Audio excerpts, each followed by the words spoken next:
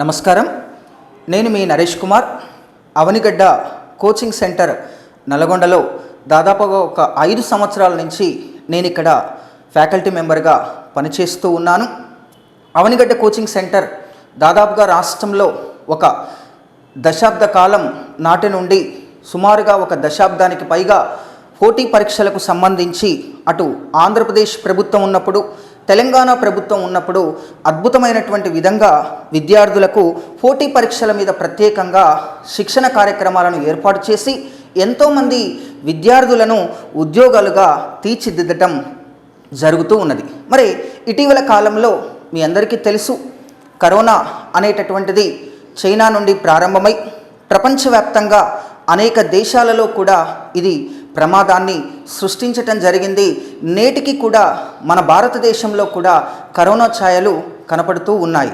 ఇలాంటి ఈ కరోనా ఉన్నటువంటి టైంలో పూర్తి స్థాయిలో మనకు ఒక ఆన్లైన్ వేదికను కూడా సృష్టించి కోచింగ్ సెంటర్లకు ప్రత్యక్షంగా రానటువంటి విద్యార్థుల కోసం, ముఖ్యంగా కోచింగ్ సెంటర్లలో అందిస్తున్నటువంటి శిక్షణతో పాటు ఇంకా అద్భుతమైనటువంటి విధంగా ఆన్లైన్ ద్వారా కూడా విద్యార్థులకు శిక్షణ అందించడానికి Avanigadda coaching centre director Chandrasekhar Goud గారు ప్రత్యేకంగా ఈ యొక్క అవనిగడ్డ కోచింగ్ సెంటర్ ఆన్లైన్ వేదికను ఏర్పాటు చేసి రానున్నటువంటి రోజులలో తెలంగాణ ప్రభుత్వం సుమారుగా అన్ని విభాగాలకు సంబంధించి 50,000 పోస్టులను వేయటానికి ప్రయత్నాలు చేస్తూ ఉన్నది.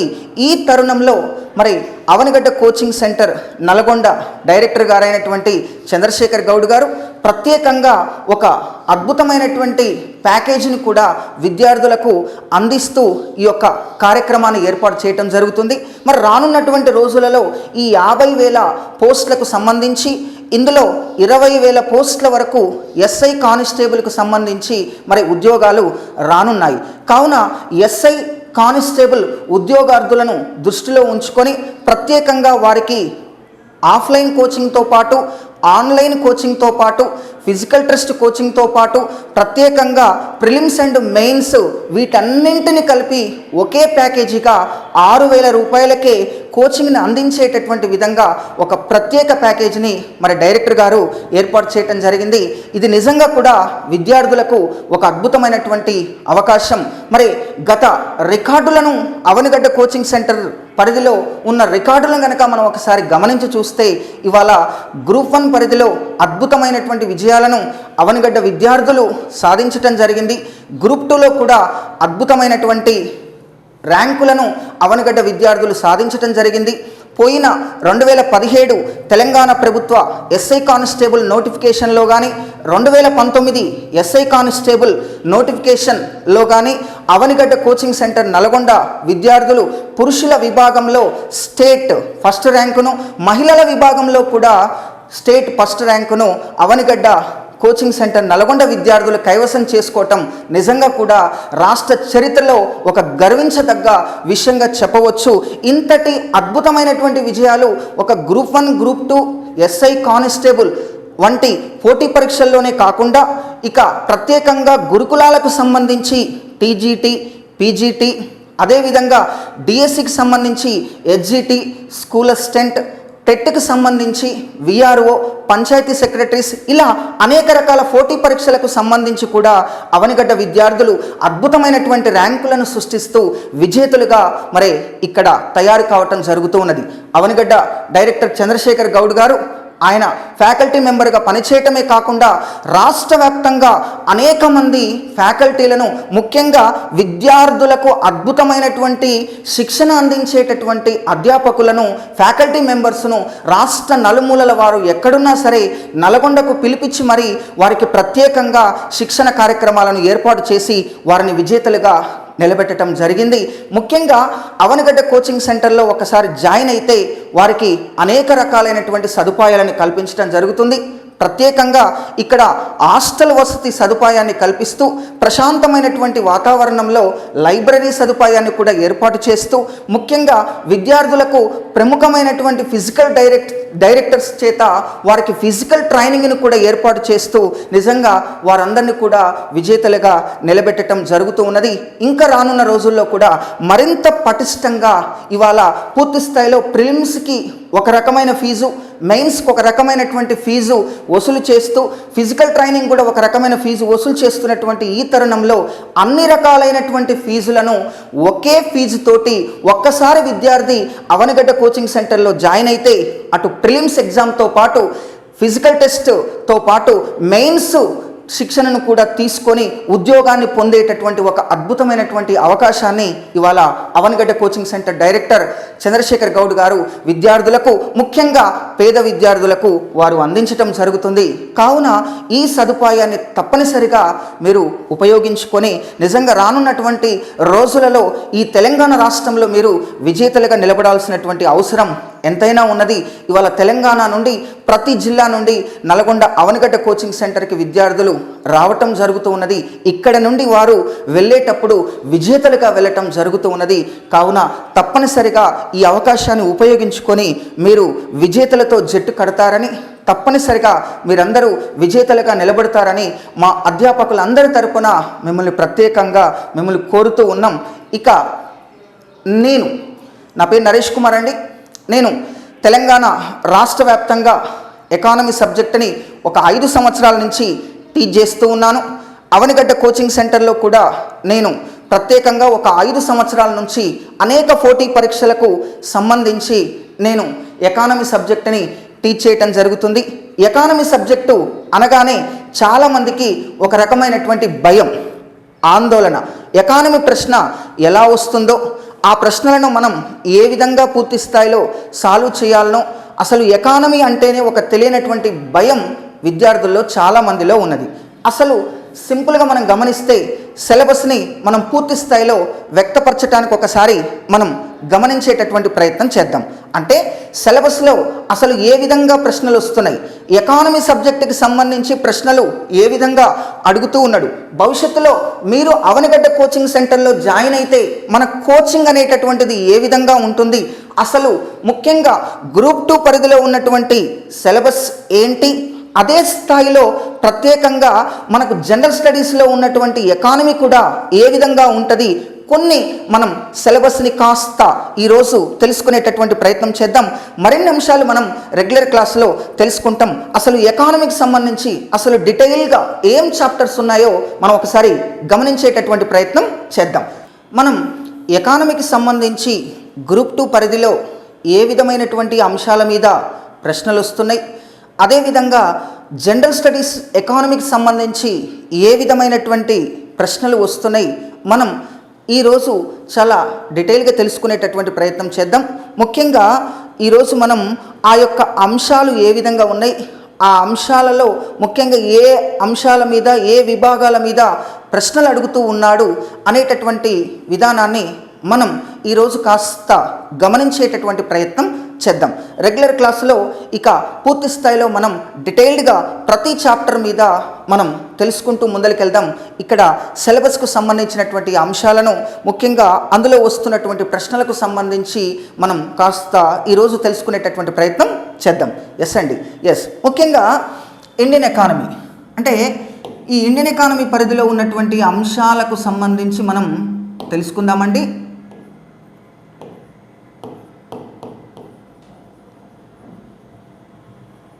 ఎస్, ఇండియన్ ఎకానమీ పరిధిలో ముఖ్యంగా మనకు గ్రూప్ 2కు సంబంధించి 3 విభాగాలు ఉంటాయి. 3 విభాగాలలో మొదటి విభాగం ఇండియన్ ఎకానమీ, భారత ఆర్థిక వ్యవస్థ సవాళ్ళు అనేటటువంటి అంశంలో ప్రత్యేకంగా కొన్ని అంశాలు ఏర్పాటు చేశాడు. అందులో మొట్టమొదట మనం నిరుద్యోగం అనేటటువంటి అంశాన్ని మనం ఒకసారి గమనించేటటువంటి ప్రయత్నం చేద్దాం. నిరుద్యోగం మీ అందరికీ తెలిసినటువంటి విషయమే. భారతదేశంలో నిరుద్యోగం ఏ విధంగా ఉంది, భారత ఆర్థిక వ్యవస్థ అభివృద్ధిని ఆటంకపరుస్తున్నటువంటి అంశాలలో నిరుద్యోగం కూడా ఒకటి అన్నటువంటి విషయం మీ అందరికీ కూడా తెలిసింది. మరి భారతదేశంలో ఈ నిరుద్యోగం అనేటటువంటిది స్వాతంత్రం దగ్గర నుండి మొదలుకొని స్వాతంత్రం వచ్చిన నాటి నుండి నేటి వరకు కూడా మన ఆర్థిక వ్యవస్థలో కనపడుతూ ఉన్నది. మరి నిరుద్యోగానికి సంబంధించి ఎక్స్ప్లెనేషన్ ఏ విధంగా ఇస్తారు అన్నప్పుడు పని చేయాలనేటటువంటి ఆసక్తి ఉండి, పని చేయగల శక్తి ఉండి, పని దొరకని స్థితిని నిరుద్యోగిత అంటారు. పని దొరకని వ్యక్తిని నిరుద్యోగి అని చెప్పి పిలుస్తారు.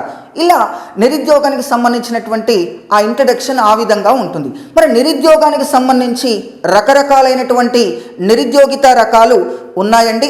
ముఖ్యంగా ఈ నిరుద్యోగిత రకాలు అభివృద్ధి చెందిన దేశాలలో కనిపిస్తున్నాయి, అభివృద్ధి చెందుతున్న దేశాలలో కూడా కనిపిస్తూ ఉన్నాయి. ముఖ్యంగా అసలు నిరుద్యోగిత రకాలు ఎన్నున్నాయి అనేటటువంటి అంశాన్ని మనం గమనిస్తే ఐచ్ఛిక నిరుద్యోగమని, వ్యవస్థాపూర్వక నిరుద్యోగమని, చక్రీయ నిరుద్యోగమని, సంగృష్ట నిరుద్యోగమని, కాలిక నిరుద్యోగమని, ప్రచ్ఛన్న నిరుద్యోగమని, అనైచ్ఛిక నిరుద్యోగమని, అల్ప ఉద్యోగిత అని, సాంకేతిక నిరుద్యోగమని, విద్యావంతుల నిరుద్యోగమని, పట్టణ నిరుద్యోగమని, పారిశ్రామిక నిరుద్యోగమని, ఇలా మనం చెప్పుకుంటూ పోతే అనేక రకాల నిరుద్యోగిత అంశాలు, ముఖ్యంగా నిరుద్యోగిత రకాలు మనకు కనపడుతూ ఉంటాయి. కాబట్టి మనం రెగ్యులర్ క్లాసులో ఈ నిరుద్యోగానికి సంబంధించినటువంటి ఆ రకాలను చాలా జాగ్రత్తగా మనం తెలుసుకునేటటువంటి ప్రయత్నం చేస్తాం. లాస్ట్ గ్రూప్ 2లో ఒక ప్రశ్న అడిగిండు, అభివృద్ధి చెందిన దేశాలలో ఈ రకమైన నిరుద్యోగిత కనపడుతూ ఉన్నది. అభివృద్ధి చెందిన దేశాల్లో కనిపించేటటువంటి నిరుద్యోగిత ముఖ్యంగా చక్రీయ నిరుద్యోగిత.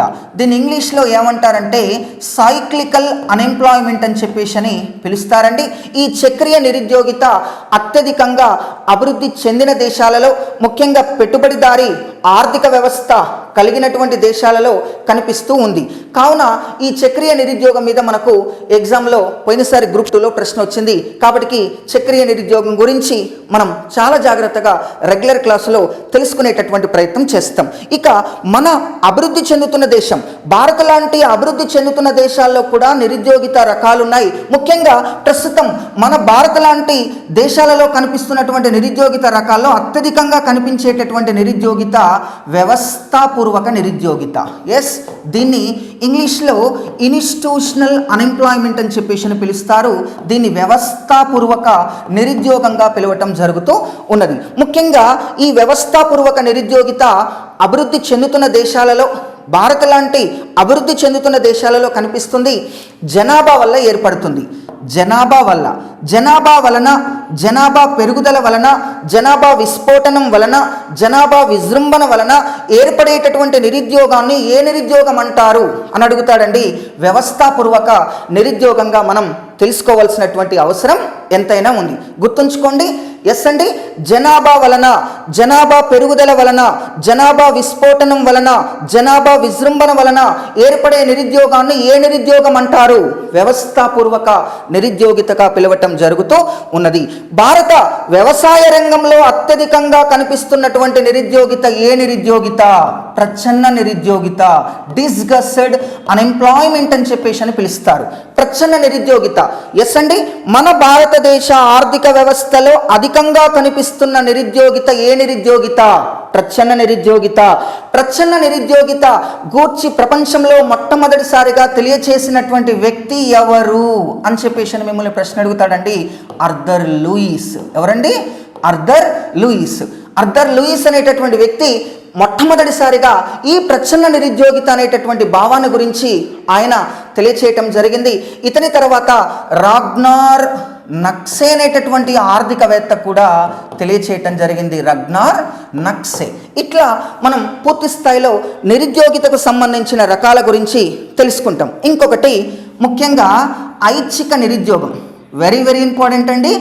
ఐచ్ఛిక నిరుద్యోగం, దీన్ని మనం పూర్తి స్థాయిలో ఇచ్ఛాపూర్వక నిరుద్యోగం అని కూడా పిలవచ్చండి.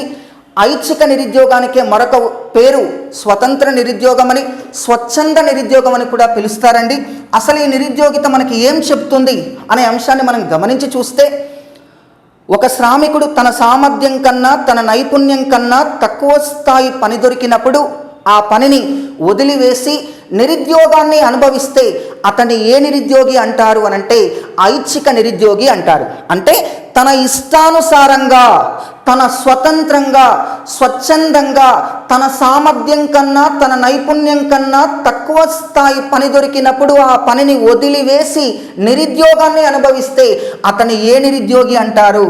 ఐచ్ఛిక నిరుద్యోగిగా పిలవటం జరుగుతూ ఉన్నది. ఇట్లా మనం రెగ్యులర్ క్లాసులో తెలుసుకోవటం జరుగుతూ ఉంది. ఇంకొకటి అల్ప ఉద్యోగిత. చూడండి ఒక్కసారి, అల్ప ఉద్యోగిత, దీన్ని అండర్ ఎంప్లాయ్మెంట్ అంటారు. అల్ప ఉద్యోగిత తెలుసుకుందాం ఒకసారి అల్ప ఉద్యోగిత గురించి. ఒక శ్రామికుడు తన సామర్థ్యం కన్నా తన నైపుణ్యం కన్నా తక్కువ స్థాయి పని దొరికినప్పుడు ఆ పనిని చేస్తూ పోవడాన్ని ఏ ఉద్యోగిత అంటారు? అల్ప ఉద్యోగిత అంటారు. చూడండి ఒకసారి, ఐచ్ఛిక నిరుద్యోగిత ఏం చెప్పింది? ఒక శ్రామికుడు తన సామర్థ్యం కన్నా నైపుణ్యం కన్నా తక్కువ స్థాయి పని దొరికితే దానిని వదిలివేసి నిరుద్యోగాన్ని అనుభవిస్తే అతన్ని ఐచ్ఛిక నిరుద్యోగం అంటారు.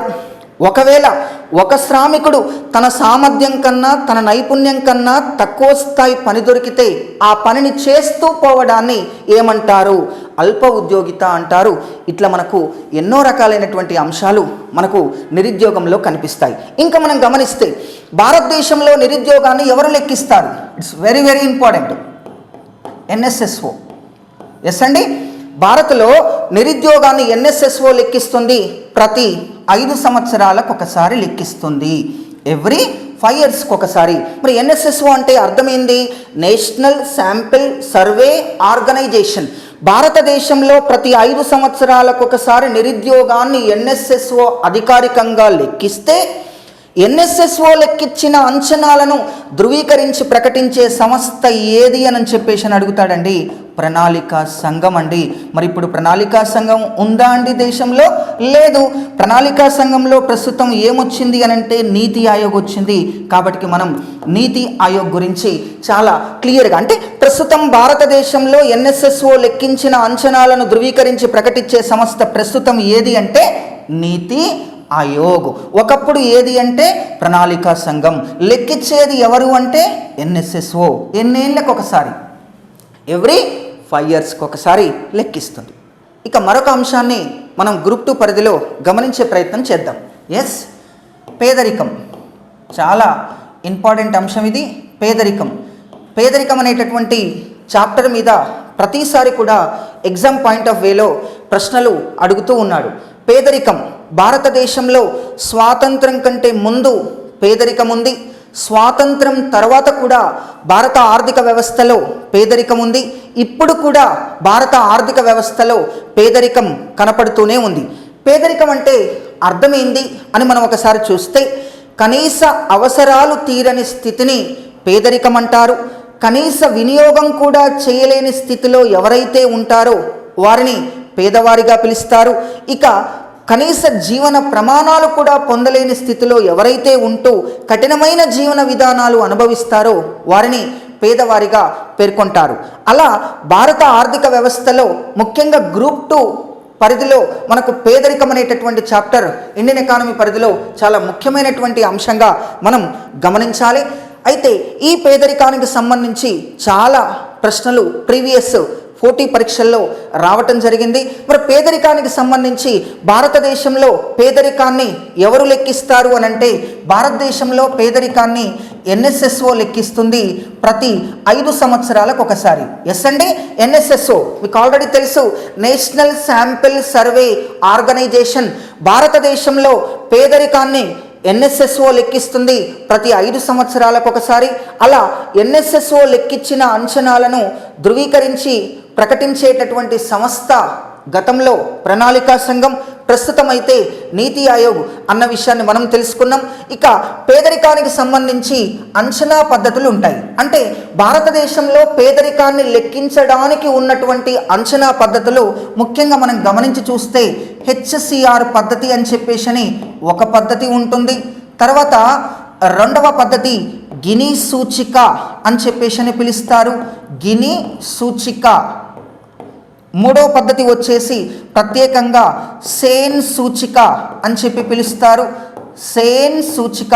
నాలుగోది పావర్టీ గ్యాప్ ఇండెక్స్ అని చెప్పేసి పిలుస్తారు.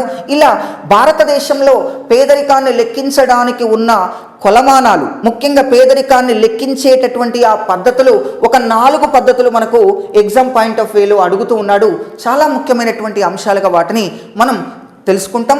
రెగ్యులర్ క్లాస్లో వీటిని గురించి తెలుసుకునే ప్రయత్నం చేస్తాం. ఎస్ అండి. ఇక భారతదేశంలో ఇటీవల అంటే 2011-2012 సంవత్సరంలో భారతదేశంలో పేదరికాన్ని లెక్కించడానికి ఎన్ఎస్ఎస్ఓ ప్రత్యేకంగా సురేష్ టెండూల్కర్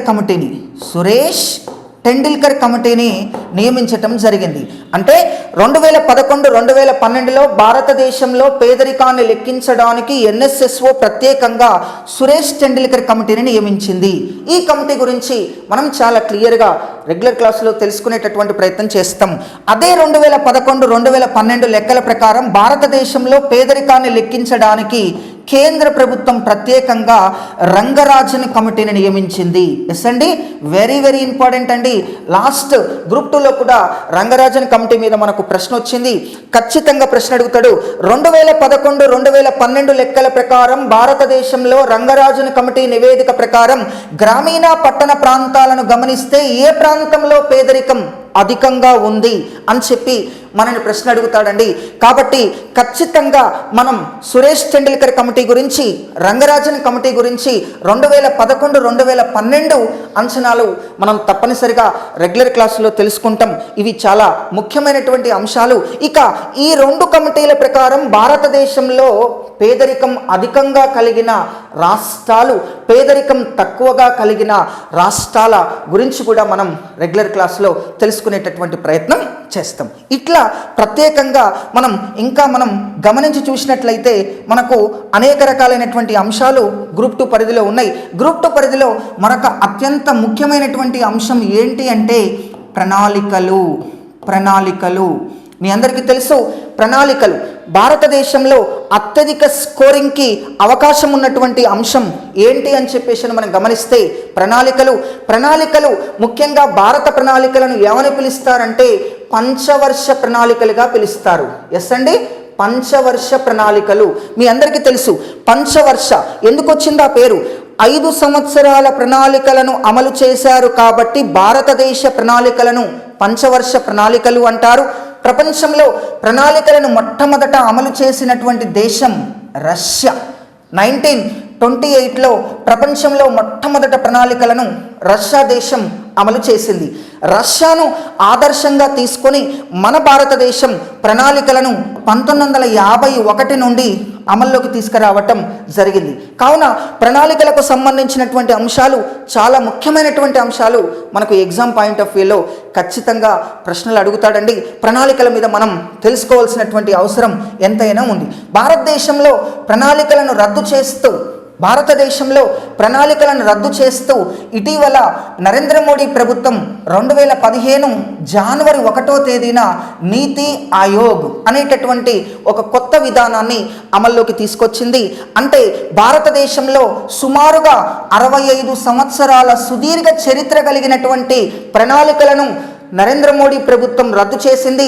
ప్రణాళికల వల్ల భారతదేశానికి ఏ విధమైన అభివృద్ధి జరగలేదని, ప్రణాళిక విధానాల్లో ప్రణాళికా సంఘంలో మార్పు రావాలని చెప్పి నరేంద్ర మోడీ ప్రభుత్వం ప్రత్యేకంగా ప్రణాళిక విధానాలను రద్దు చేస్తూ అమల్లోకి తీసుకొచ్చిన ఒక కొత్త విధానం నీతి ఆయోగ్.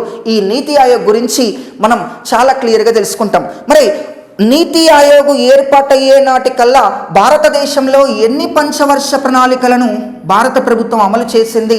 12 పంచవర్ష ప్రణాళికలు అమలు చేసింది. 12 పంచవర్ష ప్రణాళికల్లో ఏ ప్రణాళిక సగం మధ్యలోనే ఆగిపోయింది? ఎస్ అండి, 12వ ప్రణాళిక కొనసాగుతూ ఉన్నటువంటి టైంలో సగం మధ్యలోనే ఆపివేసి దాని స్థానంలో నీతి ఆయోగ్ని అమల్లోకి తీసుకురావటం జరిగింది. మరి 12 ప్రణాళికల్లో 1 సంవత్సరం ముందుగానే రద్దు చేయబడిన ప్రణాళిక ఏది అని అడుగుతాడండి. 5వ ప్రణాళిక వెరీ వెరీ ఇంపార్టెంట్ చూడండి. ఎస్, భారతదేశ ప్రణాళికలన్నింటిలో 1 సంవత్సరం ముందుగానే రద్దు చేయబడి కేవలం 4 సంవత్సరాల పాటు మాత్రమే కొనసాగిన ప్రణాళిక 5వ ప్రణాళిక. ఎందుకు సార్ అంటే 5వ ప్రణాళిక కొనసాగుతూ ఉన్నటువంటి టైంలో ఇందిరాగాంధీ అధికారాన్ని కోల్పోయి అప్పట్లో జనతా ప్రభుత్వం అధికారంలోకి వచ్చింది. జనతా ప్రభుత్వం అధికారంలోకి వచ్చి కొనసాగుతున్న 5వ ప్రణాళికను మధ్యలోనే ఆపివేసి దాని స్థానంలో ఓ కొత్త విధానాన్ని అమల్లోకి తీసుకొచ్చింది. దానిని ఏమంటారంటే నిరంతర ప్రణాళిక అని చెప్పేసి అని పిలుస్తారు. దీన్ని ఇంగ్లీష్లో రోలింగ్ ప్లాన్ అని చెప్పేసి అని పిలుస్తారు. ఎస్ అండి, నిరంతర ప్రణాళిక. ఎస్, ఈ నిరంతర ప్రణాళికను భారతదేశంలో అమలు చేసిన ప్రభుత్వం జనతా ప్రభుత్వం. నిరంతర ప్రణాళిక కాలంలో భారత ప్రణాళికా సంఘానికి చైర్మన్ మొరార్జీ దేశాయ్, నిరంతర ప్రణాళిక కాలంలో ప్రణాళికా సంఘానికి డిప్యూటీ చైర్మన్ లకడావాలా. ఎవరండి? లకడావాలా. ఇట్లా నిరంతర ప్రణాళిక భారతదేశంలో ఏ సంవత్సరం నుండి ఏ సంవత్సరం వరకు అమలు చేయబడింది? 1978 to 80 వరకు నిరంతర ప్రణాళిక అమలు చేయబడింది. అసలు నిరంతర ప్రణాళిక ఏం చెబుతుంది అనేటటువంటి అంశాలను మనం రెగ్యులర్ క్లాసులో తెలుసుకునేటటువంటి ప్రయత్నం చేస్తాం. ఇట్లా భారతదేశంలో మనం పంచవర్ష ప్రణాళికలు, ఆ తర్వాత వచ్చినటువంటి నీతి ఆయోగ్ ముఖ్యంగా భారత అభివృద్ధిలో ఏ విధంగా భాగమవుతూ ఉంది అనేటటువంటి అంశాలను మనం చాలా క్లియర్గా తెలుసుకునేటటువంటి ప్రయత్నం చేయడం జరుగుతుంది. తప్పనిసరిగా మనం రెగ్యులర్ క్లాసులో వీటన్నింటిని మీద మనం చాలా జాగ్రత్తగా ప్రణాళికలకు సంబంధించిన అభివృద్ధి లక్ష్యాలు ఏ విధంగా ఉన్నాయో మనం రెగ్యులర్ క్లాసులో తెలుసుకుంటాం. ఇంకా మరొక అంశం ఆర్థిక వృద్ధి, ఆర్థికాభివృద్ధి. Yes, very very important. Group 2 పరిధిలో ఇండియన్ ఎకానమీకి సంబంధించి మరొక ముఖ్యమైనటువంటి స్కోరింగ్ చాప్టర్ ఆర్థిక వృద్ధి, ఆర్థికాభివృద్ధి. గ్రోత్ అండ్ డెవలప్మెంట్గా పిలుస్తారండి. ఆర్థిక వృద్ధి అనేది అభివృద్ధి చెందిన దేశాలకు సంబంధించిన భావన. ఆర్థికాభివృద్ధి అభివృద్ధి చెందుతున్న దేశాలకు సంబంధించిన భావన. కాబట్టి ముఖ్యంగా ఒక దేశం అభివృద్ధి తీరుతెన్నులను, ముఖ్యంగా వెనుకబడిన దేశాలు కావచ్చు, అల్పాభివృద్ధి దేశాలు కావచ్చు, అభివృద్ధి చెందుతున్న దేశాలు కావచ్చు, ఏ విధంగా అభివృద్ధి చెందాలో ప్రత్యేకంగా మనకు కొంతమంది ఆర్థికవేత్తలు కొన్ని సిద్ధాంతాలను రూపొందించడం జరిగింది.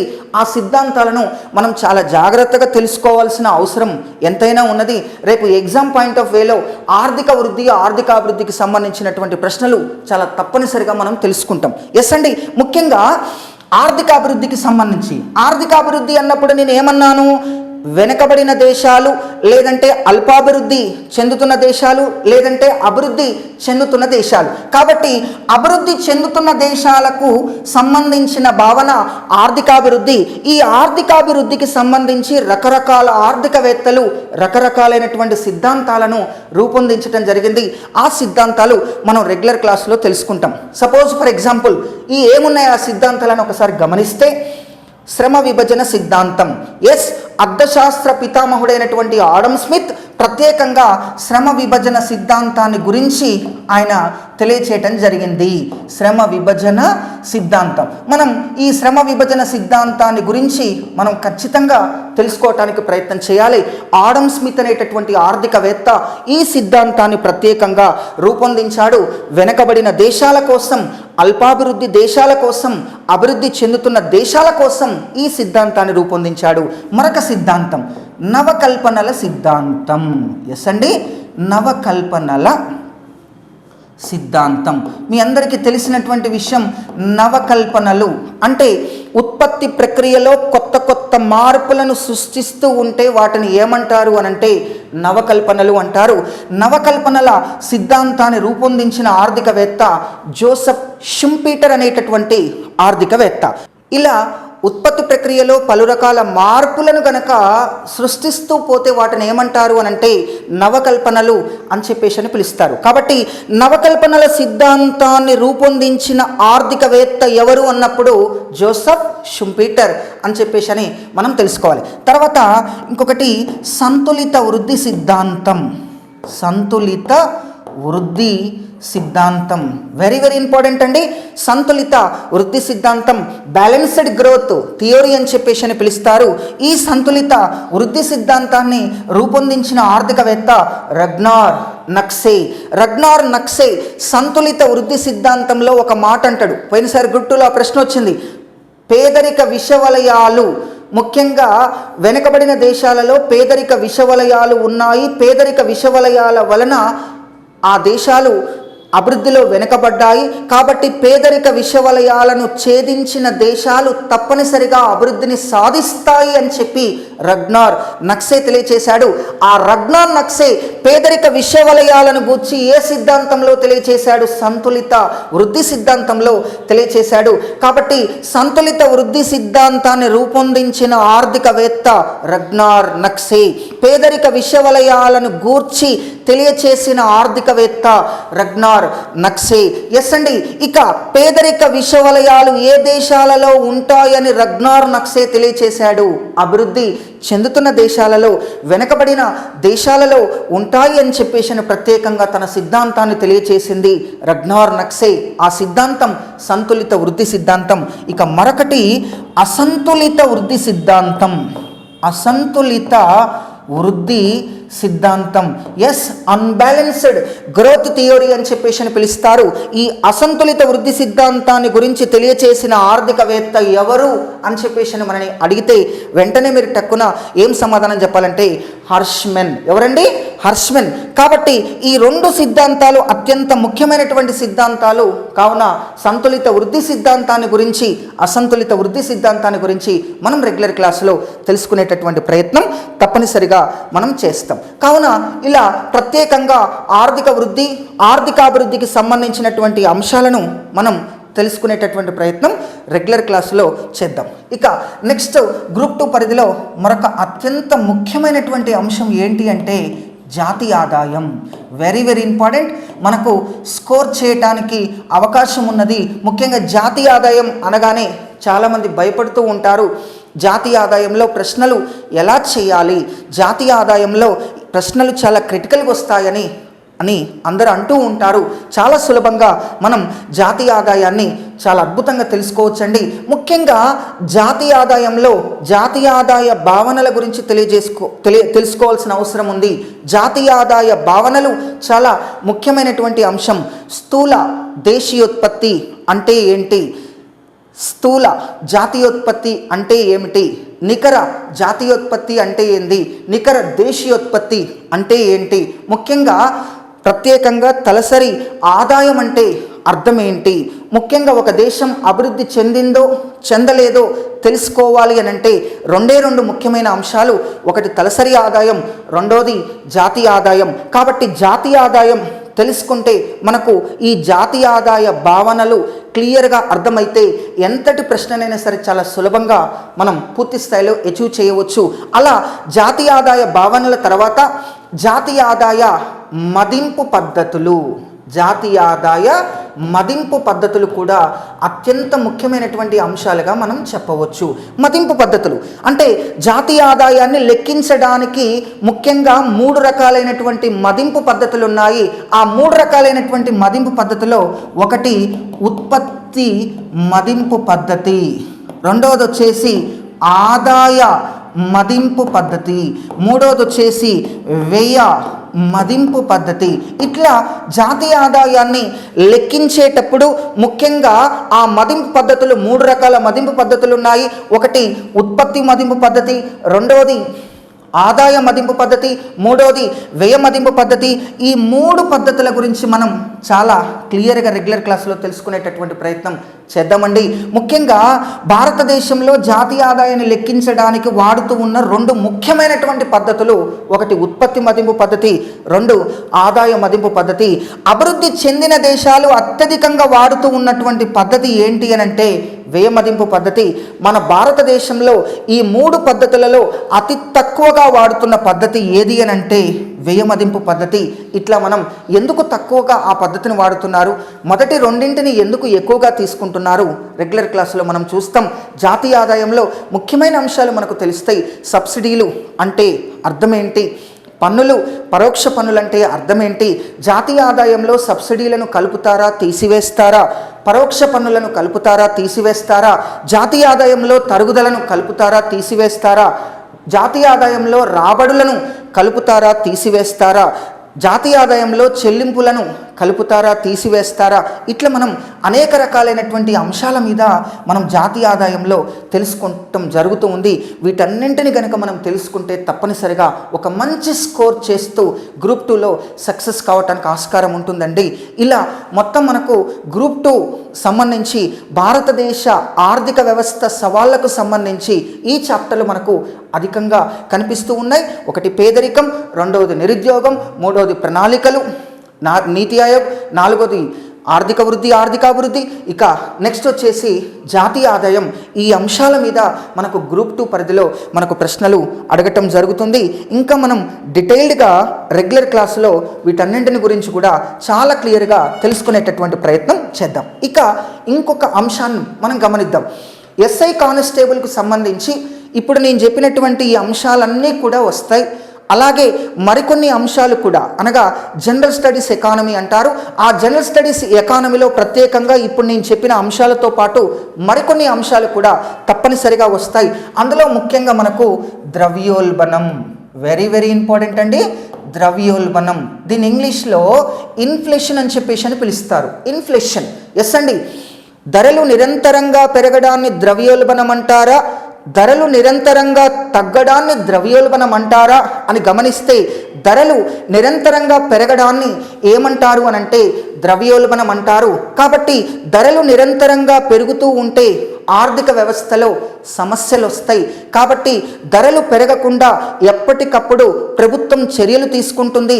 At the same time RBI కూడా చర్యలు తీసుకుంటుంది. చాలా ముఖ్యమైనటువంటి అంశం అండి ద్రవ్యోల్బణం. ద్రవ్యోల్బణం మీద మనకు ప్రశ్నలు అడుగుతూ ఉన్నాడు. ముఖ్యంగా ప్రస్తుతం భారతదేశంలో ద్రవ్యోల్బణాన్ని లెక్కించేటప్పుడు ఎవరు లెక్కిస్తారు ద్రవ్యోల్బణం?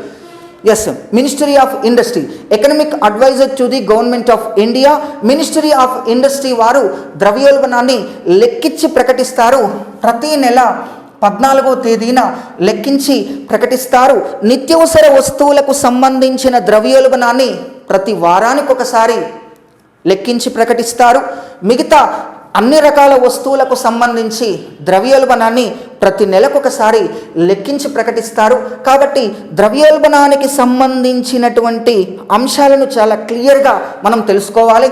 ద్రవ్యోల్బణాన్ని లెక్కించేటప్పుడు ఉపయోగించే కొలమానం ఏంటి అని అడుగుతాడండి. హోల్సేల్ ప్రైస్ ఇండెక్స్, దీన్నే తెలుగులో టోకు ధరల సూచి అని పిలుస్తారు. ఈ టోకు ధరల సూచీని ఆధారంగా చేసుకొని భారతదేశంలో ద్రవ్యోల్బణాన్ని లెక్కించటం జరుగుతూ ఉన్నది. ప్రస్తుతం ద్రవ్యోల్బణాన్ని లెక్కించేటప్పుడు 697 రకాల వస్తువులను పరిగణలోకి తీసుకుంటున్నారు. 697 గూడ్స్. ఈ 697 రకాల వస్తువులను 3 రకాలుగా వర్గీకరించారు. This is divided into 3 types. అందులో మొట్టమొదటిది ప్రాథమిక వస్తువులుగా పరిగణిస్తారు. రెండోది వచ్చేసి విద్యుత్ మరియు ఇంధనాలుగా పరిగణిస్తారు. మూడోది వచ్చేసి తయారీ రంగ వస్తువులుగా పరిగణిస్తారు. అలా 3 విభాగాల్లో 697 రకాల వస్తువులను పరిగణలోకి తీసుకొని భారతదేశంలో ద్రవ్యోల్బణాన్ని ప్రత్యేకంగా లెక్కించటం జరుగుతూ ఉన్నది. ఇట్లా మనం ద్రవ్యోల్బణానికి సంబంధించినటువంటి అంశాలు చాలా క్లియర్గా తెలుసుకోవాలి. పోయినసారి ఎస్ఐ కానిస్టేబుల్ ప్రిలిమ్స్లలో ద్రవ్యోల్బణం మీద ప్రశ్నలు వచ్చాయి. ద్రవ్యోల్బణ కాలంలో లాభపడే వ్యక్తులు ఎవరు, ద్రవ్యోల్బణ కాలంలో నష్టపోయే వ్యక్తులు ఎవరు అని చెప్పి ప్రీవియస్ ప్రశ్న పత్రాలు ఒక్కసారి తీసి చూస్తే మీకు కూడా అర్థమవుతుంది. కాబట్టి ఆ ద్రవ్యోల్బణ కాలంలో లాభపడే వ్యక్తుల గురించి, ద్రవ్యోల్బణ కాలంలో నష్టపోయేటటువంటి వ్యక్తుల గురించి మనం రెగ్యులర్ క్లాస్లో తెలుసుకునేటటువంటి ప్రయత్నం చేస్తాం. జనరల్ స్టడీస్ అంశానికి సంబంధించి అంటే ఇండియన్ ఎకానమీ జనరల్ స్టడీస్ విభాగంలో మరికొన్ని చాప్టర్స్ను కూడా కవర్ చేస్తూ ఉంది. ఇప్పుడు మనం ద్రవ్యోల్బణాన్ని చూసాం. ఇక మరొక చాప్టర్ని కనుక మనం గమనించి చూస్తే ద్రవ్యం. ఎస్ అండి, ద్రవ్యం. దీని ఇంగ్లీష్లో మనీ అని చెప్పేసి పిలుస్తారు. మీ అందరికీ తెలిసినటువంటి విషయమే ద్రవ్యం. మనం ఏ కార్యకలాపాలు చేయాలన్నా, ఏ లావాదేవీలు చేయాలన్నా ఆర్థిక వ్యవస్థలో మనకు అత్యంత ముఖ్యమైనటువంటిది ఏంటి అంటే ద్రవ్యం. మనం ద్రవ్యం లేకుంటే ఏ పనిని కూడా చేయలేము. మీ అందరికీ తెలిసినటువంటి విషయమే. ఎస్ అండి, ద్రవ్యం మనీ. మనీ అనేటటువంటి ఆంగ్ల పదం మనేటా అనేటటువంటి లాటిన్ పదం నుండి ఉద్భవించింది. మరి ద్రవ్యం ఒకప్పుడు మీ అందరికీ తెలుసు, పురాతనమైనటువంటి కాలంలో మనం ద్రవ్యం అనేటటువంటిది అందుబాటులో లేనప్పుడు ప్రపంచవ్యాప్తంగా అనేక దేశాలు మరి వాడినటువంటి ద్రవ్యాన్ని ఏమని పిలుస్తారు సార్ అంటే వస్తు మార్పిడి పద్ధతి అంటారు. ఎస్ అండి, వస్తు మార్పిడి పద్ధతి మీ అందరికీ తెలిసినటువంటి విషయమే అండి. ప్రపంచంలో మొట్టమొదట ద్రవ్యం అనేటటువంటిది లేనప్పుడు ప్రజలందరూ కూడా తమ యొక్క కోరికలను తృప్తిపరచుకోవడానికి వస్తువులను ఇచ్చిపుచ్చుకునేవారు. అలా వస్తువులను ఇచ్చిపుచ్చుకున్న ఆ పద్ధతిని ఏమంటారు అని అంటే వస్తు మార్పిడి పద్ధతి అంటారు. అలా వస్తువులను ఇచ్చిపుచ్చుకుంటూ ప్రజలు తమ యొక్క లావాదేవీలు చేసుకునేటటువంటి వారు. ఇప్పుడు ఒకతనికి ధాన్యం అవసరం ఉంది, ఒకతనికి ప్రత్యేకంగా వ్యవసాయానికి సంబంధించినటువంటి ముడి పదార్థాలు అవసరం ఉంది. అట్లా ముడి పదార్థాలను ధాన్యాన్ని ఇచ్చి ఏం చేసేవారు అని అంటే తమ యొక్క కోరికలను తృప్తిపరచుకుంటూ ఉండేవారు. అలా వస్తు మార్పిడి చేసుకుంటూ ఉండేవారు. అలా వస్తు మార్పిడి పద్ధతి అనేటటువంటిది ప్రపంచవ్యాప్తంగా మొట్టమొదట అమల్లో ఉన్నది. ఆ తర్వాత వచ్చినటువంటిది మరొకటి ఏంటంటే లోహ రూప ద్రవ్యం.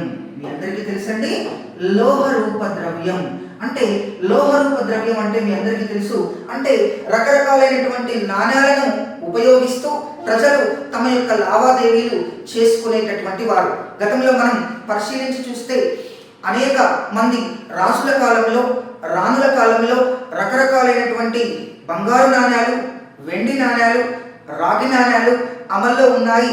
ఆ నాణ్యాలు ప్రజల మధ్య చలామణిలో ఉంటూ ప్రజలు వస్తువులను కొనుగోలు చేసుకోవటానికి, విక్రయించుకోవటానికి ప్రత్యేకంగా లోహాలను వాడటం జరిగింది. ఎస్, మీరు చూస్తూ ఉంటారు అనేక మంది రాజుల కాలంలో, ముఖ్యంగా మనం గమనించి చూస్తే గుప్తుల కాలంలో బంగారు నాణ్యాలు ఉండటం జరిగింది. శాతవాహనుల కాలంలో కూడా నాణ్యాలు ఉన్నాయి. శాతవాహనుల్లో చివరి వ్యక్తి అయినటువంటి యజ్ఞశ్రీ శాతకర్ణి ఆయన కాలంలో ఓడబొమ్మ గుర్తుగల నాణ్యాలు ముద్రించబడ్డాయి. దాన్ని బట్టి వాళ్ళు విదేశీయులతోటి వ్యాపారం చేసినట్టు కూడా మనకు అర్థమవుతూ ఉంది, చరిత్ర మనకు తెలియజేస్తూ ఉంది. కాబట్టి అలా రకరకాల నాణ్యాలను వాడటం జరిగింది. ముఖ్యంగా షేర్షా కాలంలో ₹1 అమల్లో ఉండటం జరిగింది. ఆ తర్వాత మహమ్మద్ బిన్ తుగ్లక్ కాలంలో కూడా రకరకాల నాణ్యాలు వెలుగులోకి వచ్చాయి. ఇలా ప్రత్యేకంగా నేటికి కూడా మన భారతదేశంలో మనం నాణ్యాలను మన యొక్క అవసరాలకు తగిన విధంగా వినియోగించుకోవటం, వాడకంలో ఉపయోగించుకోవటం జరుగుతూ ఉన్నది. అలా లోహరూప ద్రవ్యం. మరి లోహరూప ద్రవ్యంలో కూడా మార్పులు వచ్చాయి, సమస్యలు వచ్చాయి. అనేక రకాలుగా సమస్యలు వచ్చి తర్వాత క్రమేపీ అందుబాటులోకి వచ్చింది కాగితపు ద్రవ్యం.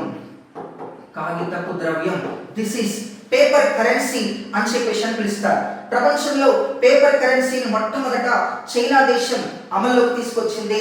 పేపర్ కరెన్సీ ముఖ్యంగా చాలా సులభంగా, చాలా ఈజీగా చెల్లుబాటు కావడానికి అవకాశం ఉన్నటువంటిది పేపర్ కరెన్సీ. ఈ కాగిత ద్రవ్యాన్ని ప్రపంచవ్యాప్తంగా ప్రజల మధ్య అందుబాటులోకి తీసుకొచ్చారు. ఇక ఎక్కువ దేశాలలో ఎక్కువ కాలం పాటు నేటికి కూడా అమలవుతూ ఉన్నటువంటి ఏకైక కరెన్సీ కాగితపు ద్రవ్యం. ఇంకా కాగితపు ద్రవ్యాన్ని అప్డేట్ చేస్తూ వచ్చిన మరొక అత్యాధునిక కరెన్సీ ప్లాస్టిక్ ద్రవ్యం. ఎస్ అండి, మీ అందరికీ తెలుసు ప్లాస్టిక్ మనీ. ప్లాస్టిక్ మనీని ప్రపంచంలో మొట్టమొదట ఆస్ట్రేలియా అమలు చేసింది. ఈ ప్లాస్టిక్ మనీ అనేటటువంటిది అత్యాధునిక ప్రమాదాలు కలిగినటువంటి ద్రవ్యం. ఈ ద్రవ్యాన్ని నేటికి కొన్ని దేశాలు అమలు చేయటం జరుగుతూ ఉన్నది. ఇక ఇప్పుడిప్పుడే ప్రపంచానికి పరిచయం అవుతూ ఉన్నటువంటి మరొక కరెన్సీ ఏంటి అని అంటే డిజిటల్ ద్రవ్యం. ఎస్ అండి, డిజిటల్ ద్రవ్యం. డిజిటల్ ద్రవ్యం ఆన్లైన్ లావాదేవీలు వేగంగా చేస్తూ ఎక్కువ మంది చేస్తూ ఉంటే దాన్ని డిజిటల్ ద్రవ్యం అని చెప్పేసి పిలుస్తారు. నోట్ల రద్దు భారతదేశంలో 2016 నవంబర్ 8 తర్వాత నోట్ల రద్దు జరిగింది. భారత్లో నోట్ల రద్దు అనేటటువంటిది నరేంద్ర మోడీ ప్రభుత్వం అమలు చేసింది. 500 పాత 500, ₹1000 నోట్లను రద్దు చేసి దాని స్థానంలో మరొక కొత్త నోట్లను తీసుకురావటం జరిగింది. భారత్లో నోట్ల రద్దు తర్వాత డిజిటల్ ద్రవ్యం అనేటటువంటిది అత్యంత వేగంగా పెరుగుతూ వచ్చింది.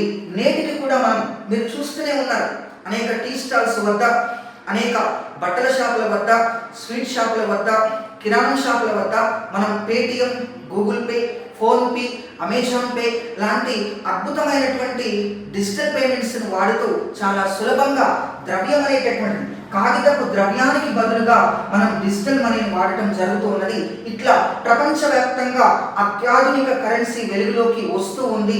ఏంటా కరెన్సీ అని అంటే డిజిటల్ మనీగా మనం చెప్పవచ్చు. ఇట్లా మనం ద్రవ్యానికి సంబంధించినటువంటి అంశాలు మనం రెగ్యులర్ క్లాస్లో ఇంకా మరిన్ని అంశాలను మనం గమనించేటటువంటి ప్రయత్నం చేస్తాం. ఇక మనం గమనిస్తే ఇంకా జనరల్ స్టడీస్ ఎకానమీకి సంబంధించి ఎలాంటి ప్రశ్నలు అడుగుతూ ఉన్నాడు అంటే మరొక చాప్టర్ ఆర్బీఐ. మీ అందరికీ తెలుసండి, this is very important. Reserve bank of India భారతదేశంలో ద్రవ్యాన్ని ముద్రించాలన్నా, ద్రవ్యాన్ని రద్దు చేయాలన్నా, ద్రవ్యం పైన సర్వ అధికారాలు కలిగిన ఏకైక సంస్థ RBI. This is called reserve bank of India. ఆర్బీఐకి సంబంధించిన అంశాలు మనం గమనించే ప్రయత్నం చేద్దాం. ఇటీవల ఆర్బీఐకి సంబంధించి కొన్ని కరెంట్ ఈవెంట్ క్వశ్చన్స్ వస్తూ ఉన్నాయి. మీ అందరికీ తెలుసు, భారతదేశంలో నోట్ల రద్దు ప్రక్రియ దేశంలోనే ఒక సంచలనం. అలాంటి నోట్ల రద్దు ప్రక్రియను ఆర్బీఐ చేసింది. కాబట్టి ఆర్బీఐ భారతదేశంలో నోట్లను ముద్రించటం, నోట్లను చెలామణిలోకి తీసుకురావటం, నోట్లను రద్దు చేయటం, అలాంటి అంశాలపైన సర్వాధికారాలు కలిగిన ఏకైక సంస్థ ఆర్బీఐ అండి. మరి ఆర్బీఐ భారతదేశంలో బ్యాంకులను కూడా ఏర్పాటు చేస్తుంది. ముఖ్యంగా వెనుకబడినటువంటి ప్రాంతాలు, ఈ బ్యాంకులు అనేటటువంటివి వెనుకబడినటువంటి ప్రాంతాలలో, అనేక ఇతర ప్రాంతాలలో బ్యాంకులను ఎప్పటికప్పుడు స్థాపిస్తూ ఆ బ్యాంకుల ద్వారా ప్రజలను అభివృద్ధి చేయడానికి ప్రయత్నం చేస్తుంది. కాబట్టి దేశంలో ఆర్బీఐ అనేటటువంటిది చాలా కీలకమైనటువంటి పాత్రను పోషిస్తుంది. ముఖ్యంగా దేశ అభివృద్ధిలో బ్యాంకులను స్థాపిస్తూ బ్యాంకుల ద్వారా ప్రజలకు కావలసిన పెట్టుబడులను అందిస్తూ ఆ పెట్టుబడుల ద్వారా ప్రజలందరినీ కూడా అభివృద్ధి చేసేటటువంటి విధంగా ఆర్బీఐ ఎప్పటికప్పుడు అభివృద్ధి ప్రణాళికలను రూపొందిస్తుంది. కాబట్టి ఆర్బీఐ గురించి మనం ఖచ్చితంగా తెలుసుకోవాల్సినటువంటి అవసరం ఉంది. ఆర్బీఐలో ద్రవ్య విధానం, మనీ పాలసీ అత్యంత ముఖ్యమైనటువంటి అంశంగా మనం తెలుసుకోవాలి. ప్రత్యేకంగా పూర్తి స్థాయిలో భారతదేశంలో ద్రవ్య సప్లైని పెంచాలన్నా, ద్రవ్య సప్లైని తగ్గించాలన్నా ఆర్బీఐకే సర్వాధికారాలు ఉన్నాయి. ప్రీవియస్లో ఒక ప్రశ్న వచ్చింది, భారతదేశంలో ద్రవ్య విధానం పైన పూర్తి సర్వ అధికారాలు ఎవరికి ఉంటాయి? ఆప్షన్ ఏ కేంద్ర ప్రభుత్వం, ఆప్షన్ బి రాష్ట్ర ప్రభుత్వం, option C RBI, option D SBI. Answer RBI. కాబట్టి ద్రవ్య విధానం పైన పూర్తి స్థాయి సర్వాధికారాలు కలిగిన ఏకైక సంస్థ ఏది అని అంటే ఆర్బీఐ. గుర్తుంచుకోవాల్సినటువంటి అవసరం ఎంతైనా ఉంది. ఆర్బీఐ విధులను గురించి మనం తెలుసుకోవాలి. ఎస్ అండి, భారతదేశంలో నోట్లను ముద్రించేటటువంటి అధికారం. కాబట్టి దాన్ని ఏమని పిలుస్తారంటే కరెన్సీ ముద్రణ. కరెన్సీ ముద్రణ. భారత్లో ఆర్బీఐ కరెన్సీని ముద్రిస్తుంది. తర్వాత ఆర్బీఐ ప్రభుత్వానికి, ముఖ్యంగా కేంద్ర రాష్ట్ర ప్రభుత్వాలకి బ్యాంకర్గా పనిచేస్తుంది. మీ అందరికీ తెలుసు, భారతదేశంలో కేంద్ర ప్రభుత్వాలకు, రాష్ట్ర ప్రభుత్వాలకు ఎప్పటికప్పుడు రుణాలు కావాలంటే ఆ రుణాలను అందించడంలో ఎవరు కీలకమైనటువంటి పాత్రను పోషిస్తారు? ఆ రుణాలను అందించే అంతిమ రుణదాత ఎవరు అనంటే ఆర్బీఐ. కాబట్టి అలా ఆర్బీఐ కేంద్ర రాష్ట్ర ప్రభుత్వాలకు ఒక బ్యాంకర్గా పనిచేస్తుంది. తర్వాత బ్యాంకులకు బ్యాంకుగా పనిచేస్తుంది. వెరీ ఇంపార్టెంట్ అండి. ఆర్బీఐ విధుల్లో మరొకటి బ్యాంకులకు బ్యాంకుగా పనిచేస్తుంది. ఆర్బీఐ భారతదేశంలో బ్యాంకులను స్థాపించడమే కాకుండా ఆ బ్యాంకులకు కావలసినటువంటి రుణాలను అందించడంలో కూడా కీలకమైన పాత్రను పోషిస్తుంది. కాబట్టి బ్యాంకులకు అంతిమ రుణదాత ఎవరు అనగానే దిస్ ఇస్ కాల్డ్ ఆర్బీఐ అని చెప్పేసి మనం గుర్తుంచుకోవాల్సినటువంటి అవసరం ఎంతైనా ఉంది. ఇక మరొక అంశాన్ని మనం గమనించి చూస్తే క్లియరింగ్ హౌజులను ఏర్పాటు చేస్తుంది. ఎస్ అండి, క్లియరింగ్ హౌజులు. ఈ క్లియరింగ్ హౌజులు అనేటటువంటి వాటిని ఎవరు ఏర్పాటు చేస్తారు అనంటే ఆర్బీఐ ఏర్పాటు చేస్తుంది. క్లియరింగ్ హౌజులు అంటే అర్థం ఏంటంటే బ్యాంకులకు మధ్య జరిగే చెక్కు లావాదేవీలను పరిష్కరించడానికి ఆర్బీఐ దేశవ్యాప్తంగా క్లియరింగ్ హౌజులను ఏర్పాటు చేసింది. ఆ క్లియరింగ్ హౌజులలో మన చెక్కులు పూర్తి స్థాయిలో పరిష్కరించబడటం జరుగుతుంది. ఇట్లా ఆర్బీఐకి సంబంధించి పూర్తి స్థాయి విధులున్నాయి. మనం రెగ్యులర్ క్లాసులో ఇంకా ఆ విధులు ఏమున్నాయి, ఆర్బీఐ ద్రవ్య విధానం ఏంది, ఆర్బీఐ పరపతి నియంత్రణ ఏంటి అనేటటువంటి అంశాలను చాలా క్లియర్గా మనం తెలుసుకోవటం జరుగుతూ ఉంది. తప్పనిసరిగా ఆ ఆర్బీఐకి సంబంధించినటువంటి అంశాలను రెగ్యులర్ క్లాస్లో మనం తెలుసుకునేటటువంటి ప్రయత్నం చేద్దాం. ఇక నెక్స్ట్ మరొక అంశాన్ని మనం గమనించి చూస్తే వాణిజ్య బ్యాంకులు. ఎస్ అండి, కీలకమైనటువంటి అంశం ఇది. వాణిజ్య బ్యాంకులు భారతదేశంలో బ్యాంకుల పాత్ర నిజంగా ఈ బ్యాంకులన్నీ కూడా ఎవరి కబంధ హస్తాల్లో పనిచేస్తాయి అనంటే ఆర్బీఐ విధి విధానాలకు అనుగుణంగా బ్యాంకులు పనిచేస్తాయి. ముఖ్యంగా బ్యాంకుల పాత్ర, బ్యాంకులు అనేటటువంటివి వేగంగా ఎప్పుడు వెలుగులోకి వచ్చాయంటే ఇందిరాగాంధీ టైంలో, అనగా ఇందిరాగాంధీ ప్రధానమంత్రిగా ఉన్నప్పుడు భారతదేశ ఆర్థిక వ్యవస్థలో విప్లవాత్మకమైన మార్పులను తీసుకురావాలనేటటువంటి ఉద్దేశంతో నాటి ప్రధానమంత్రి ఇందిరాగాంధీ హజారీ కమిటీ సూచన మేరకు, వెరీ వెరీ ఇంపార్టెంట్ అండి, హజారీ కమిటీ, భారతదేశంలో హజారీ కమిటీ సూచన మేరకు నాటి ప్రధాని ఇందిరాగాంధీ బ్యాంకుల జాతీయకరణ అనేటటువంటి అంశానికి శ్రీకారం చుట్టింది. ఎస్ అండి, బ్యాంకుల జాతీయకరణకు శ్రీకారం చుట్టిన ప్రధానమంత్రి ఎవరు అనగానే ఇందిరాగాంధీ. బ్యాంకుల జాతీయకరణ చేయమని ఇందిరాగాంధీ ప్రభుత్వానికి సూచన చేసిన కమిటీ హజారీ కమిటీ. కాబట్టి భారతదేశంలో ఇందిరాగాంధీ కాలంలో దేశ ఆర్థిక వ్యవస్థలో విప్లవాత్మకమైన మార్పులను తీసుకొచ్చేటటువంటి ఉద్దేశంతో వ్యవసాయ, పారిశ్రామిక, సేవా రంగాలలో గణనీయమైనటువంటి మార్పులను తీసుకొచ్చేటటువంటి ఉద్దేశంతో బ్యాంకుల జాతీయకరణకు శ్రీకారం చుట్టింది. మరి అప్పట్లో ఇందిరాగాంధీ గారు 2 సార్లు బ్యాంకుల జాతీయకరణకు శ్రీకారం చుట్టారు. అందులో మొట్టమొదటిసారి 1969లో 14 బ్యాంకులను జాతీయం చేశారు. 1980లో 6 బ్యాంకులను జాతీయం చేశారు. మొత్తంగా 20 బ్యాంకులు జాతీయం చేశారు. ఎంటైర్ భారతదేశంలో 2 సార్లు బ్యాంకుల జాతీయకరణకు శ్రీకారం చుట్టిన ప్రధానమంత్రి ఇందిరాగాంధీ గారు. ముఖ్యంగా ఇందిరాగాంధీ గారు 2 సార్లు బ్యాంకుల జాతీయకరణకు శ్రీకారం చుడితే మొదటిసారి 1969వ సంవత్సరం, రెండవసారి 1980వ సంవత్సరం, ఇలా 2 సందర్భాలలో బ్యాంకుల జాతీయకరణ భారతదేశంలో జరిగింది. మరి నేటి పరిస్థితులను మనం గమనించి చూస్తే ఇటీవల కాలంలో బ్యాంకుల విలీన ప్రక్రియకు నరేంద్ర మోడీ ప్రభుత్వం శ్రీకారం చుట్టింది. మరి ఎస్బీఐ అనుబంధ బ్యాంకులు మొత్తం కూడా ఎస్బీఐలో విలీనం చేయటం జరిగింది. జాతీయం చేసిన 20 బ్యాంకులలో ప్రస్తుతం ఎన్ని బ్యాంకులు ఉన్నాయనేటటువంటిది మనం రెగ్యులర్ క్లాస్లో గమనించేటటువంటి ప్రయత్నం చేస్తాం. ఇక నెక్స్ట్ మనం జనరల్ స్టడీస్ ఎకానమీకి సంబంధించి ఇంకా ఎలాంటి అంశాలపైన ప్రశ్నలు అడుగుతూ ఉన్నాడు అనేటటువంటి విధానాన్ని ఒకసారి కనుక మనం గమనించి చూస్తే ముఖ్యంగా మనకు పూర్తి స్థాయిలో పన్నులు. ఎస్ అండి, వెరీ వెరీ ఇంపార్టెంట్ అండి. పన్నులు, వీటిని ఇంగ్లీష్లో ట్యాక్సెస్ అని చెప్పేసి పిలుస్తారు. పన్నుల్లో వచ్చినటువంటి ముఖ్యంగా పన్నుల్లో వచ్చినటువంటి ఒక కొత్త రకమైన మార్పుని వ్యాట్ అంటారు. వ్యాట్లో వచ్చినటువంటి ఒక కొత్త రకమైనటువంటి మార్పు, వ్యాట్లో వచ్చిన మరొక కొత్త రకమైనటువంటి మార్పు జిఎస్టీ. మీకు తెలుసు ఇటీవల కాలంలో పరోక్ష పన్నుల విభాగాలకు సంబంధించి అతిపెద్ద సంస్కరణగా చెప్పుకునేటటువంటి అంశం జిఎస్టీ అండి. అలా మనం పన్నుల గురించి తెలుసుకోవాల్సినటువంటి అవసరం ఎంతైనా ఉంది. భారతదేశంలో ఇవాళ మీరు గమనిస్తూ ఉన్నారండి, పన్నులు ముఖ్యంగా ప్రజలను అభివృద్ధి చేయాలన్నా, దేశాన్ని అభివృద్ధి చేయాలన్నా ప్రభుత్వాలకి ఆదాయాలు కావాలి. ఆ ఆదాయాలను ప్రభుత్వాలు ఏ రూపంలో సమీకరించుకుంటాయి అనంటే పన్నుల రూపంలో సమీకరించుకుంటాయి. ముఖ్యంగా పన్నులను 2 రకాలుగా వర్గీకరిస్తారు. ఒకటి ప్రత్యక్ష పన్నులు, రెండోది పరోక్ష పన్నులు. Yes, direct taxes and indirect taxes అని చెప్పేసి పిలుస్తారు. కావున ఎవరి మీదనైతే పన్ను విధించబడుతుందో వారు మాత్రమే చెల్లించడానికి అవకాశం ఉంటే అలాంటి పన్నులను ప్రత్యక్ష పన్నులు అంటారు. ఎవరి మీదనైతే పన్నులు విధించబడతాయో ఆ పన్నులను ఇతరులకు సులభంగా బదిలీ చేయడానికి అవకాశం ఉంటుందో అలాంటి పన్నులను పరోక్ష పన్నులు అంటారు. ఇలా ప్రత్యేకంగా పన్నులను 2 రకాలుగా వర్గీకరిస్తే అందులో మనకు ప్రత్యక్ష పన్నులు, పరోక్ష పన్నుల గురించి తెలుసుకోవాల్సినటువంటి అవసరం ఎంతైనా ఉంది. ముఖ్యంగా కేంద్ర రాష్ట్ర ప్రభుత్వాలు, స్థానిక ప్రభుత్వాలు ఏ రకమైనటువంటి పన్నులు విధిస్తూ ఉన్నాయి, ముఖ్యంగా వాటిని గురించి కూడా మనం రెగ్యులర్ క్లాస్లో తెలుసుకునేటటువంటి ప్రయత్నం చేద్దామండి. ఇట్లా పన్నుల్లో వచ్చినటువంటి, ముఖ్యంగా పరోక్ష పన్నుల్లో వచ్చినటువంటి కొత్త రకమైనటువంటి మార్పు వ్యాట్ అండి, వాల్యూ యాడెడ్ ట్యాక్స్. వ్యాట్ తర్వాత వచ్చినటువంటి మరొక అతిపెద్ద సంస్కరణ ఏంటి అంటే జిఎస్టీ. జిఎస్టీ అంటే గూడ్స్ అండ్ సర్వీస్ ట్యాక్స్ అండి. మరి ఈ జిఎస్టీ గురించి కూడా మనం చాలా క్లియర్గా తెలుసుకోవాలి.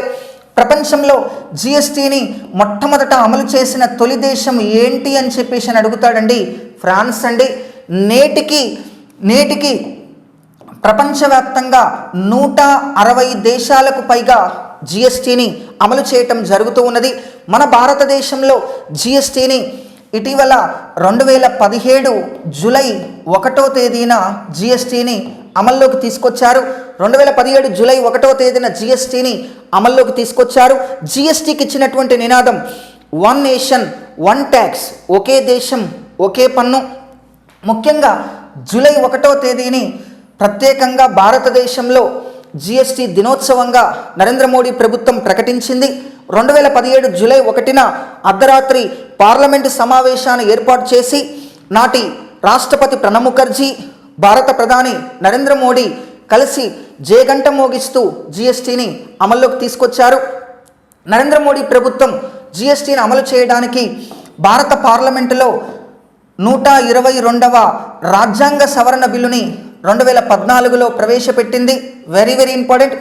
8వ రాజ్యాంగ సవరణ బిల్లును నరేంద్ర మోడీ ప్రభుత్వం భారత పార్లమెంటులో ప్రవేశపెట్టింది అని అంటే 122 పార్లమెంటులో ప్రవేశపెట్టిన తర్వాత లోక్సభ, రాజ్యసభ ఆమోదం తర్వాత రాష్ట్రాల ఆమోదానికి పంపించగా భారతదేశంలో జిఎస్టీ బిల్లును మొట్టమొదట ఆమోదించిన తొలి రాష్ట్రం ప్రత్యేకంగా అస్సాం రాష్ట్రం.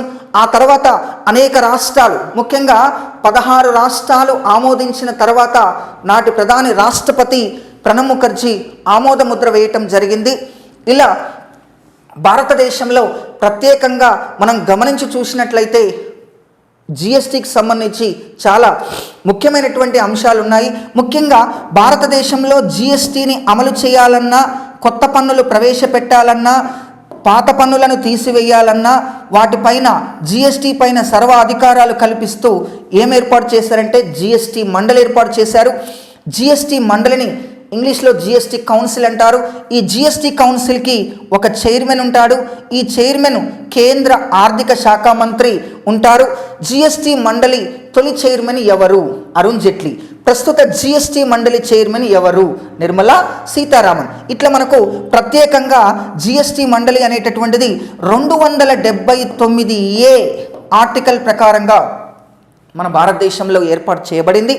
కాబట్టి మనం గుర్తుంచుకోవాల్సినటువంటి అవసరం ఉంది. దీని సచివాలయం, జిఎస్టీ సచివాలయం ఎక్కడుంది? ఢిల్లీలో ఉంది. ఇట్లా ప్రత్యేకంగా మనం పన్నులకు సంబంధించి, వ్యాట్కు సంబంధించి, జిఎస్టీకి సంబంధించి పలు కీలకమైనటువంటి అంశాలు మనం రెగ్యులర్ క్లాసులో చూడటం జరుగుతుంది. తప్పనిసరిగా ఆ అంశాలపైన మనం ఫోకస్ చేస్తాం. చూశారుగా, ఇప్పటిదాకా ఎకానమీకి సంబంధించి, ఇండియన్ ఎకానమీకి సంబంధించి సిలబస్ విశ్లేషణ చేయటం జరిగింది. ఇంకా మరిన్ని అంశాలతోటి మనం రెగ్యులర్ క్లాస్లో కలుసుకునేటటువంటి ప్రయత్నం చేద్దాం. ఇక మా వంతు, మా యుద్ధం స్టార్ట్ అయింది. ఇక మీ నుంచి మీ యుద్ధం స్టార్ట్ కావాల్సినటువంటి అవసరం ఎంతైనా ఉంది. మళ్ళీ నోటిఫికేషన్స్ వచ్చే పరిస్థితి లేదు. మీ అందరికీ తెలిసినటువంటి విషయమే. రానున్నటువంటి రోజులలో 50,000 ఉద్యోగాలు మీ ముందుకు వస్తూ ఉన్నాయి. ఇక నీవు విజేతగా నిలబడాలని అనుకుంటే రండి, కమాన్, మా యొక్క జట్టులో జాయిన్ కండి. తప్పనిసరిగా మీరు విజేతగా బయటికి వెళ్ళటానికి ఇక్కడ ఒక మంచి ఆశ్రయం మీకు దొరుకుతుంది. Yes, welcome to everyone. Yes, Nalgonda Avanigadda coaching centre మీ అందరికి కూడా స్వాగతం పలుకుతుంది. Avanigadda coaching centre director Chandrasekhar Goud గారు రాష్ట్ర వ్యాప్తంగా అనేక మంది ప్రముఖ ఫ్యాకల్టీ మెంబర్స్ని నల్గొండకు తీసుకొచ్చి నల్గొండ విద్యార్థులకు ప్రత్యేకంగా ప్రిలిమ్స్ పట్ల, మెయిన్స్ పట్ల, ఫిజికల్ టెస్టుల పట్ల, ముఖ్యంగా ఎస్ఐ కానిస్టేబుల్ విభాగాలకు సంబంధించి ప్రత్యేకమైనటువంటి ఫోకస్ చేస్తూ వారు prelims and mains and physical test, offline coaching, online coaching వీటన్నింటిని కలిపి ఒకే ఫీజుతోటి విద్యార్థులకు అందించాలనేటటువంటి బలమైన సంకల్పంతో చంద్రశేఖర్ గౌడ్ గారు ప్రత్యేకంగా ఈ యొక్క యజ్ఞానికి శ్రీకారం చుట్టాడండి. ఎస్, ఒక్కటే చెబుతున్నాం, చెప్పేంత కెపాసిటీ, చెప్పగలిగేంత దమ్ము మా దగ్గర ఉందండి. నిజంగా యూటిలైజ్ చేసుకొని సక్సెస్ విజేతలుగా నిలబడాల్సినటువంటి అవకాశం మీ చేతిలో ఉంది.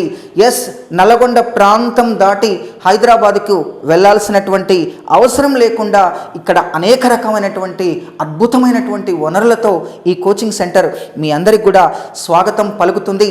కాబట్టి ఎస్ఐ కానిస్టేబుల్ ప్రిపేర్ అయ్యేటటువంటి అభ్యర్థులారా రండి, వెల్కమ్. రేపు ఆగస్టు 9వ తారీఖున నల్గొండలో అవనిగడ్డ కోచింగ్ సెంటర్లో ప్రత్యేకంగా మీ అందరి కోసం డెమో ఏర్పాటు చేయడం జరుగుతూ ఉన్నది. ఆ డెమోకి రండి, తప్పనిసరిగా ఇక్కడ ఉన్నటువంటి పరిసరాలను మీరు గమనించండి. ఒకే ఫీజుని ఒకే గొడుగు క్రిందకు తీసుకొచ్చి కేవలం 6,000 రూపాయలతో ఇక్కడ మీకు అన్ని రకాలైనటువంటి విధంగా ఈ కోచింగ్ సదుపాయాన్ని కల్పించడం జరుగుతూ ఉన్నది.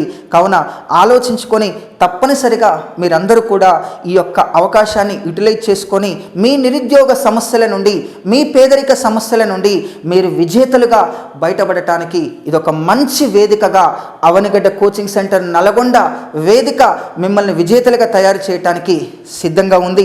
తప్పనిసరిగా మా యొక్క వీడియోలు కనుక మీకు నచ్చినట్లయితే లైక్ చేయండి, షేర్ చేయండి, కామెంట్ చేయండి.